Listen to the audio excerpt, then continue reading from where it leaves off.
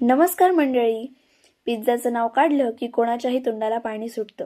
पण प्रत्येक वेळी पिझ्झा बाहेरून कशाला मागवायचा? तर आज मी तुम्हाला सांगणार आहे, घरच्या घरी रेडीमेड बेस वापरून ओव्हनमध्ये अगदी हॉटेलसारखा पिझ्झा कसा तयार करायचा. चला तर मग सुरू करूया. सर्वात आधी बेस घ्या व त्यावर pizza sauce, chili sauce, Schezwan sauce असे अनेक सॉस एकत्र करून लावा. त्यानंतर त्यावर शिमला मिरची, कांदा, टोमॅटो यांचे बारीक काप करून घाला. त्यानंतर यावर चीज किसून घ्या. चीज तुम्ही तुमच्या आवडीनुसार घेऊ शकता. त्यानंतर ओव्हनमध्ये एक विशिष्ट टेम्परेचर सेट करून 10 ते 15 मिनिटं त्याला शिजवून घ्या.